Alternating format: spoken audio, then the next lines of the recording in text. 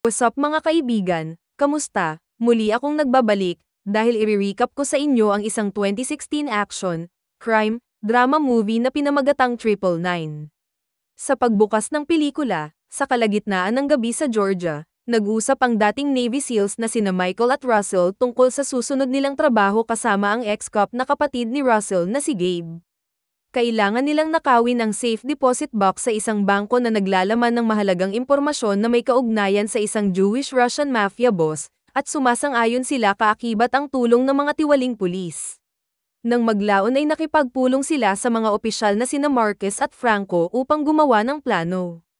Samantala, nakipagpulong ang Russian crime lady na si Irina sa kanyang dalawang mga tauhan, na nagdala ng kanilang pinakabagong mga biktima sa trunk ng sasakyan nila. Pinahirapan sila at ipinakita kay Irina ng isa sa mga kriminal ang isang bag na may laman ng kanilang mga ngipin, na itinapon sa bawal bago ito ikulong.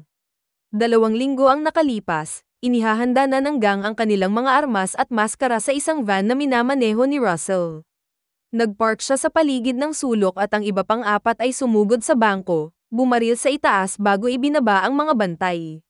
Ang mga alarma ay tumutunog, kaya mayroon lamang silang 3 minuto upang alisin ito bago dumating ang mga pulis. Nakita ni Gabe ang tagapamahala ng bangko na sinusubukang tumakas at hinabol niya ito upang hulihin, pagkatapos ay ipinakita nila sa kanya ang ilang mga larawan ng kanyang tahanan at ng kanyang pamilya upang pilitin siyang makipagtulungan. Dinala nila ang manager sa vault at hinihingi nila ang numero ng mga ito. Matapos tanggalin ng lalaki ang kanyang mga susi at inilagay ang mga ito sa lock, tinulak siya ni Michael para buksan ang kahon. Napansin ni Gabe ang isang tumpok ng cash sa malapit at kumuha ng ilan sa kanyang bag bago nila tuluyang idagdag ang kahon. Sa kanilang paglabas, nilock nila ang pinto ng vault at inihagis ang mga susi sa manager. Si Gabe ang unang umalis sa bangko at nagmamadaling magtago sa isang kotse habang binibigyan siya ni Russell ng mga tagubilin kung anong landas ang tatahakin dahil tinatap niya ang scanner ng pulis. Paglabas din ng 3, nilagay ni Michael ang 2 flashbang grenade sa pinto at ang mga tao ay tumakbo para magtago sa vault. Sumama ang 3 kay Gabe sa kotse at sila ay umalis habang si Russell ay nag-navigate para sa kanila sa pamamagitan ng radyo. Sila ay naglalakbay ng mahinahon para sa ilang sandali pero biglang sumabog sa bag ang isang security die pack na kasama ng pera. Napuno ang sasakyan ng may nakabubulag na pulang usok, na nagpapahirap sa pagmamaneho. Sinusubukan nilang buksan ang isang pinto upang palabasin ang usok, na humarang sa isa pang sasakyan at nagdulot ng aksidente na humaharang sa kalsada, na iniwan si Russell. Nagpa siya ang mga magnanakaw na lumabas at magpaputok upang piliting tumakbo ang mga tao palayo, hinahampas ang bintana ng isang lalaki na ayaw umalis hanggat hindi niya ito ginagawa. Nakatingin si Russell sa malayo at nakakita ng sugatang babae, na hindi dapat mangyari. Nung nagnakaw sila ng bagong sasakyan, pinagana nila ang isang bomba sa loob ng dati nilang kotse at sila ay agad na aalis bago pa ito sumabog. Maya-maya ay dumating na ang mga pulis at umalis na rin si Russell. Makalipas ang ilang sandali sa isang liblib na lugar, ibinaba ng grupo ang lahat ng mga mantsa at kagamitan sa sasakyan. Si Marcus at Franco ay sumigaw kay Gabe dahil sa pagkuha ng pera mula sa mga namatay upang agawin. Inilabas pa ni Franco ang kanyang baril habang pinapagalitan ito, ngunit pinagbantaan siya ni Michael na itabi ito. Nung tapos na sila, pinaputukan nila ang gas tank ng takas na sasakyan upang sunugin ito bago umalis. Nang maglaon ay pumunta si Michael sa isang planta ng meatpacking, kung saan dinadala ng mga tauhan ni Irina ang kanilang mga biktima sa mga meat truck. Ibinigay sa kanila ni Michael ang kahon upang tapusin ang kanilang misyon. Samantala, pumunta si Detective Allen sa bangko para imbestigahan ang pagnanakaw at pinagalitan ang mga ito at ang manager sa hindi pag-iingat sa mga pino-post niya sa social media. Sa parehong oras, ang pamangkin ni Allen at ang dating Marine na si Chris ay pumunta sa istasyon para sa kanyang unang araw ng trabaho. Maya-maya dumating na rin si Marcus at napansin niyang may mantsa pa siya sa kanyang sapatos at pantalon. Kasosyo ng commanding officer si Chris at si Marcus, na nagrereklamo tungkol dito at hindi pinapansin. Magkasama silang nagpapatrolya sa bayan ngunit nag-iingat lamang sila sa mga hangal na bagay tulad ng pagiging walang hiya ng isang babae sa publiko. Sa kanyang apartment, gumagamit si Michael ng burner na telepono para tawagan si Franco at sabihin sa kanya na magkikita sila sa loob ng 2 araw. Tapos sinunog niya yung SIM card sa microwave. Pagkatapos, pumunta si Michael sa planta ng karne, kung saan kinapaan siya ng mga tauhan ni Irina bago siya hayaang makita siya. Tumakbo ang kanyang pamangkin na si Felix upang yakapin si Michael, na inihayag na siya ang kanyang ama. Si Michael ay inaasahan na mababayaran siya para sa pagnanakaw, ngunit inihayag ni Irina na may isa pang misyon na dapat gawin muna.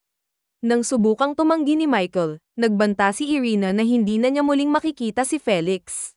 Gaya ng sinabi ni Irina sa kanya tungkol sa susunod na trabaho, napansin ni Michael ang isang silid na puno ng mga ahente ng federal na nag-aalala sa kanya. Mamaya, si Irina ay tinawagan ng kanyang asawa na boss ng Jewish-Russian Mafia, na kasalukuyang nasa kulungan ng Russia.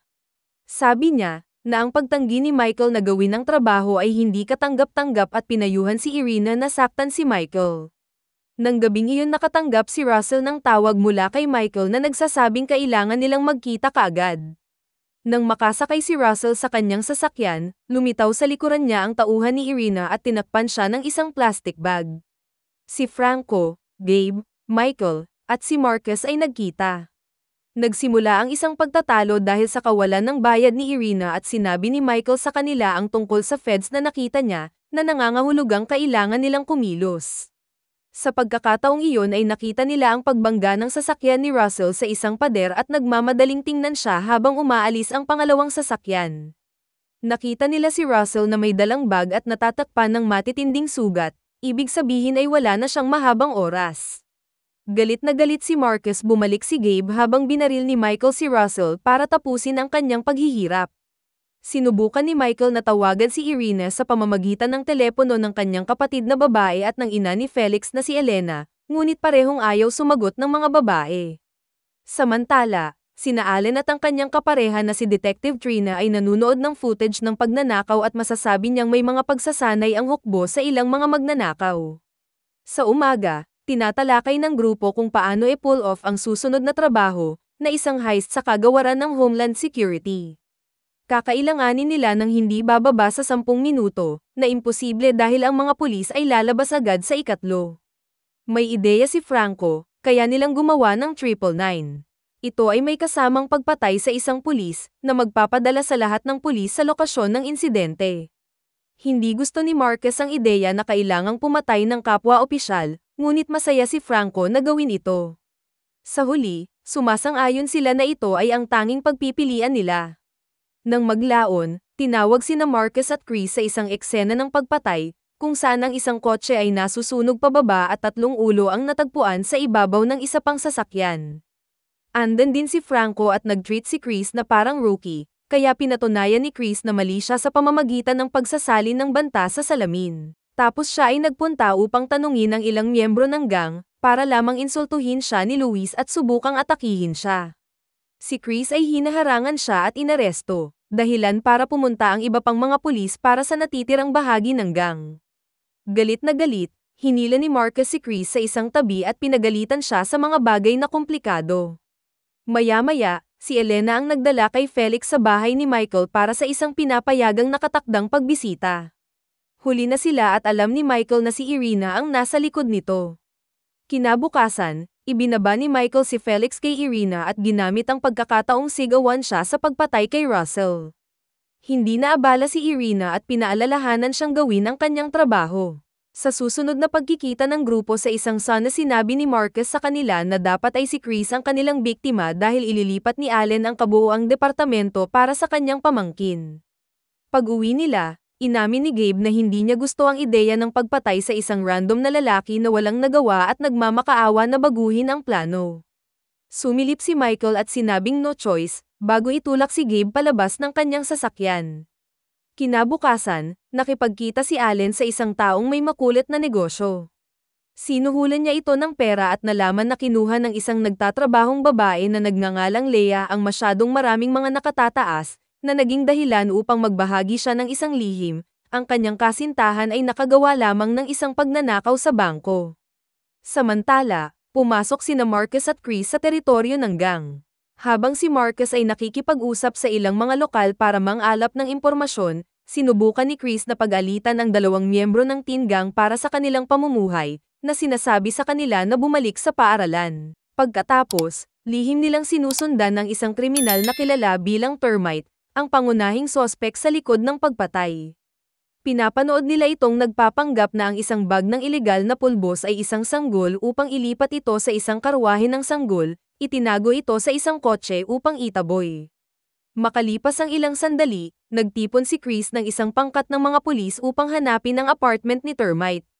Bago sila makapasok, pinaputukan sila ni Termite mula sa bintana, kaya gumanti ng putok ang mga opisyal bago umakyat sa hagdan. Sa sandaling masira nila ang pinto, nagpaputok si Termite sa kanila muli bago tumakbo sa isa pang silid upang maiwasan ang pagbaril pabalik. Habang mas maraming pulis ang nakapaligid sa gusali, hinanap ng team ang apartment at nakita ang sanggol ni Termite sa isang kama. Pagkatapos ay binuksan nila ang aparador at humanap ng butas sa dingding na magdadala sa kanila sa katabing apartment, kung saan nananatili ang mga security camera at mga ilegal na kalakal ni Termite. Wala siya kaya bumaba ang team, kung saan binaril muli sila ni Termite bago tumakbo palayo. Nagsimulang humabol ang mga pulis kay Termite ngunit habang tumatakbo sila sa mga lansangan, pinaputukan sila ng ibang miyembro ng gang tulad ni Luis para tulungan ang kanilang kaibigan. Ito ang nagbibigay daan kay Termite na magtago sa isang kotse at magkapagpaputok ng baril. Isang putukan ang naganap at nabasag ang mga bintana ng sasakyan sa buong lugar. Nagagawa ng ilang pulis na hulihin ang ilang miyembro ng gang na tumatakbo kaya nila ito hinahabol. Habang patuloy namang nakikipagpalitan ng putok sina Chris at Marcus kay Termite. Biglang may tumilapon na baril na walang mga bala ang nakita nila, kaya lumabas si Chris sa pagtatago, ngunit ito ay isang trick mula kay Termite na may pangalawang baril. Si Chris ay mabilis na nabaril at nakatakas si Termite. Tumakbo si Marcus para tingnan si Chris, na magaling salamat sa bulletproof vest. Pagkatapos, hinabol ni Marcus si Termite, naubusan ng oras nung na-stuck siya sa isang bakod. Nung bumuti na ang pakiramdam niya, gumalaw na din si Chris at nakita niyang nag-aaway sina Marcus at Termite dahil sa baril. Naghintay si Chris ng pagkakataon at binaril si Termite sa ulo. Pagkatapos ay binaril muli ni Marcus si Termite ng pagkabigo. Ang pagkamatay ni Termite ay nagdulot ng kaguluhan sa bayan, kaya mas maraming pulis ang kailangang dumating at arestuhin ang grupo ng mga miyembro ng gang. Samantala, si Michael ay nasa isang restaurant kasama si Irina, umaasang makikita si Felix. Gayunpaman, sinabi ni Irina na hindi darating si Felix at ibigay kay Michael ang kanyang telepono. Si Elena at Felix ay nasa beach ng Tel Aviv at halos hindi sila nakakausap ni Michael bago matapos ang tawag. Si Irina ay sinadya ito para ipaalala sa kanya kung sino ang may kontrol. Binibigyan niya siya ng mahahalagang detalye tungkol sa gusali ng Department of Homeland Security at binanggit na mayroon silang 24 na oras upang tapusin ang trabaho. Kung gaano kahusay ang trabaho yon ang magdidikta kung gaano katagal mawawala si Felix sa bakasyon. Samantala, labis na nanlumo si Gabe sa pagkamatay ng kanyang kapatid na dahilan upang siya ay magpaka-adik kasama ang kumpanya ni Leah. Mamaya sina Chris at Marcus ay nasa isang makulit na club kasama ang ibang mga opisyal, nang sila ay biglang nilapitan ni Gabe, na nagtatanong na kausapin si Marcus. Sa una, si Marcus ay nakikipaglaro at kinuha siya sa labas, ngunit pagkatapos ay galit na galit niyang itinulak si Gabe pababa ng ilang hakbang at sinuntok siya habang pinapagalitan siya papalapit sa kanya sa harap ng ibang mga pulis. Sinusubukang magreklamo muli ni Gabe tungkol sa plano. Pinapaalala ni Marcus sa dati niyang katrabaho, na hindi rin siya papatay ng inosenteng pulis. Galit na galit sa pagkarinig ng katotohanan, paulit-ulit siyang sinuntok ni Marcus. Sa sandaling iyon ay isang kainahinalang si Chris ang lumabas kasama ang isa pang pulis, na tinanong ni Gabe kung siya iyon, ngunit pinilit siya ni Marcus na umalis. Nang si Chris ay humihingi ng paliwanag, sinabi ni Marcus na ito ay isang source lamang na ginamit niya upang makakuha ng impormasyon. Samantala, sinundan ni Allen ang intel upang hanapin ang bahay ni Leah at inubos pa ang ilang pulbos na nakita niya doon. Pinahihintulutan sila ng mga fingerprint na mahanap si Gabe sa system. Nalaman na siya ay isang pulis sa loob ng 3 taon bago siya na-dismiss dahil sa questionable shooting. Nang maglaon ay nagtayo si Allen ng pecking dealer para hulihin si Leah kapag sinubukan niyang bumili pa sa mga nag-aalok. Dinala siya nito sa kanyang sasakyan at inubos ang kanyang pulbos hanggang sa makibahagi si Leah ng impormasyon tungkol kay Gabe.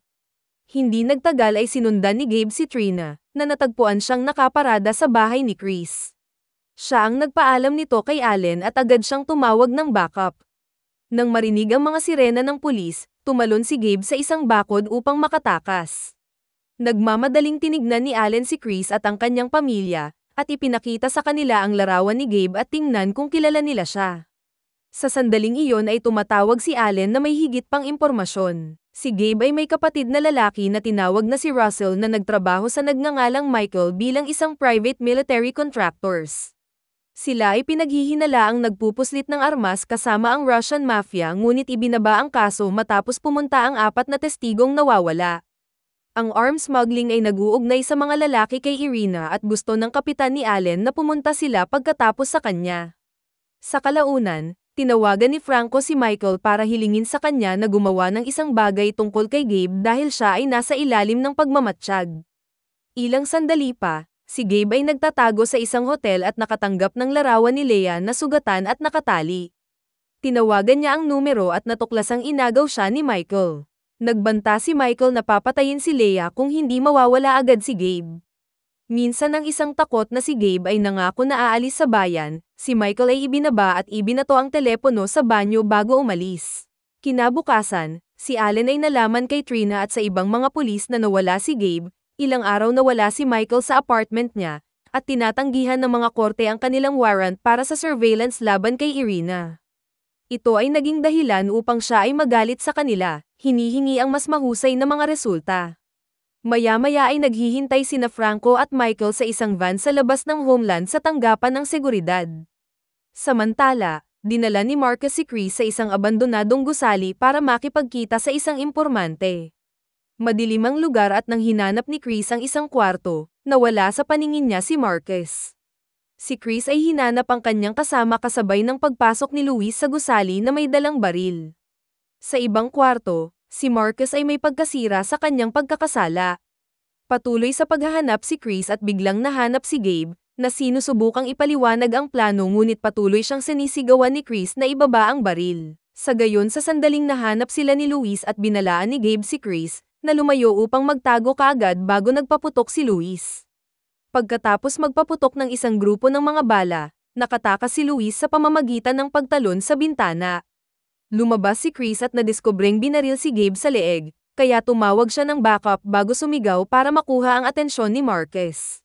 Maya-maya ay dumating si Marcus at napagtanto kung ano ang nangyari, kaya inihanda niya ang kanyang baril upang patayin sila pareho.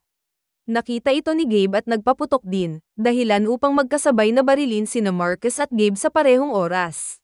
Si Chris ay nagpaputok upang tapusin ang pagpatay kay Gabe at tiningnan si Marcus, na wala ng maraming oras na natitira. Pagkatapos ay tumawag muli si Chris sa istasyon, na nag-anunsyo ng 999. Maya-maya narinig ni Michael at Franco ang 999 sa police scanner at magpatuloy sa plano.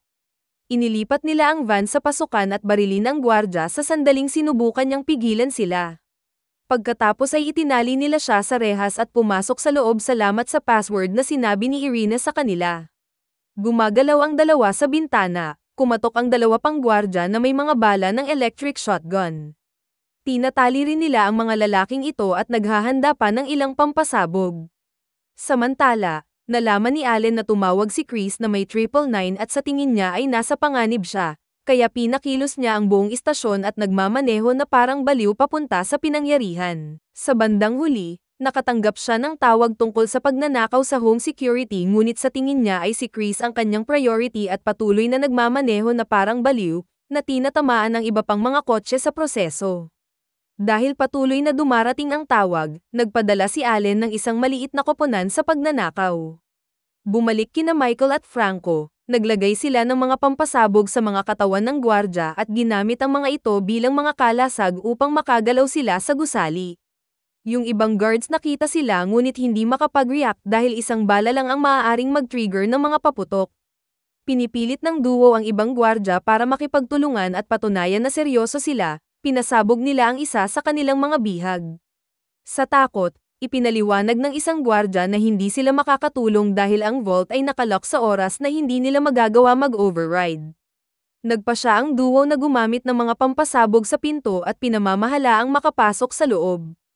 Habang si Michael binuksan ni Franco ang safe na kailangan nila gamit ang isang blowtorch, narinig ni Franco sa radyo na may ipinadalang tawag para sa kanila, ibig sabihin mayroon silang 7 minuto para tapusin ito. Sa kabutihang palad ay mabilis na bumukas ang safe at nakuha ng dalawa ang kailangan nila bago lumabas ng gusali kasama ang kanilang mga hostage. May SWAT team sa malapit at pinapanood nila kung paano sumakay sina Michael at Franco sa van, naghihintay hanggang sa makaalis sila ang mga gwardya na may mga pampasabog upang magpaputok. Pareho silang nasugatan ng mga bala ngunit sila pa rin ay nakatakas. Bilang cover, tinawagan ni Franco ang kanyang amo at sinabing narinig niya ang tungkol sa 999 kaya malapit na siya. Sa abandonadong gusali, dumating ang isang helicopter upang dalhin si Marcus sa ospital. Matapos matamaan ang mas maraming sasakyan gamit ang kanyang sarili, dumating si Allen at agad na tiningnan ang kanyang pamangkin. Siya ay naririnig ang buong kwento at nalaman na pinalibutan si Luis ng isang SWAT team. Ibinahagi din ni Chris na nakita niya si Gabe sa bar ilang araw na ang nakalipas. Hindi nagtagal ay dumating si Franco upang tumulong sa investigasyon at kay Allen na napapansin niyang naliligaw siya, kaya naghihinala siya. Sa gabi, nakilala ni Michael si Irina at binigyan siya ng ninakaw na kahon, na binuksan niya gamit ang isang ninakaw na susi mula sa bangko. Pagkatapos ay hiniling ni Michael na makita ang kanyang anak at sumigaw sa kanya, dahilan para mag-react ang kanyang mga bantay. Agad niyang sinuntok ang isang lalaki at tiningnan ang sasakyan, upang mahanap ito ngunit walang laman. Dumating ang isa pang bantay upang itumba siya at pagkatapos tinapakan ang kanyang kamay, ang lalaki ay pumutok ng baril malapit sa kanyang tainga, pansamantalang nabingi sa kanya. Inamin ni Irina na gusto niya na patayin si Michael, ngunit hinding-hindi siya mapapatawad nina Elena at Felix. Hinihiling niya sa kanya na kunin ang pera at umalis, pinagbabawalan siyang makita muli si Felix. Nagdala si Michael ng regalo para sa batang lalaki, kaya si Irina ay pumayag na ibigay ito kay Felix bilang goodbye present mula sa kanyang ama. Pagkatapos niya at ng kanyang mga tauhan itaboy, pinaandar ni Michael ang huling paputok, na lumabas na nakatago sa laruan at sumabog ang sasakyan ni Irina. Kapag siya ay nagmamaneho, siya ay dumaan sa nasusunog na sasakyan upang tingnan ang lahat ng patay. Sa ospital, isang kapwa-pulis ang nagsabi kay Chris na si Luis ay pinatay ng SWAT. Pumunta si Chris sa morgue para tingnan ang mga gamit ni Luis at humanap ng note na may address at oras ng abandonadong gusali. Kaakibat ni Luis na naroon upang patayin si Chris. Ilang sandali pa ay hinila si Michael ng isang pulis, pero si Franco lang. Kinumpirma ni Michael na sa wakas ay binayaran sila ni Irina at ipinaliwanag ni Franco na si Marcus ay buhay, ngunit ipinangako niyang papatayin siya tulad ng pagpatay niya kay Lea. Biglang inilabas ni Franco ang kanyang baril at pinaputukan si Michael ng 3 beses, pinatay siya at kinuha ang lahat ng pera para sa kanyang sarili. Kinabukasan, umalis si Chris sa kapitbahayan ng gang at nagtanong sa paligid upang malaman si Marcus ay nakitang nakikipag-usap kay Luis sa araw na binaril siya. Pagkatapos, pinuntahan ni Chris si Allen at pinag-isipang itinakda siya ni Marcus para patayin. Sumasang-ayon si Allen ngunit kulang sila ng patunay kaya wala silang magagawa. Maya-maya ay tumatawag si Allen na nagsasabing natagpuan na nila ang katawan ni Lea at sinabi niya kay Chris na nagbabahagi ng kanyang bagong teorya. Ang ika-4 na tao ay isang tiwaling pulis sino ang nag-aalis ng ebidensya. Sunod na tinawagan ni Allen si Trina at pina-check niya ang mga talaan upang makita kung sinong opisyal ang nakakita sa bangkay ni Lea. Samantala, binisita ni Chris ang isang walang malay na si Marcus sa ospital para lang insultuhan siya. Sa sandaling iyon ay pumasok si Franco at sinabi kay Chris na kailangan pa nila ang isang buong pahayag sa presinto. Pumasok ang dalawa sa elevator at si Chris ay nakatanggap ng tawag mula kay Allen, na nagsasabi sa kanya na marumi si Franco. Nagpanggap si Chris na asawa niya ito at mabilis na ibinaba ang tawag. Nang makarating sila sa parking lot, naghiwa-hiwalay sila para makarating sa kanilang mga sasakyan. Pagkapasok ni Franco, may nakita siyang tali na nakasabit sa paligid ng salamin at si Allen ay nasa backseat. Hinugot ng dalawang lalaki ang kanilang mga baril at pinaputokan sa parehong oras. Agad na namatay si Franco at si Allen ay lubhang nasugatan. Sa pagtatapos ng pelikula, narinig ni Chris ang mga putok at ginagawa ang isang tawag habang si Allen ay humihit-hit ng sigarilyo. Iniiwan ito sa interpretasyon kung siya ba ay duguan o hindi. Mag-subscribe para sa higit pang mga video na tulad nito, at huwag kalimutan mag-like, comment, share at i-on ang notification bell para matulungan ang aming channel. Hanggang sa muli, salamat!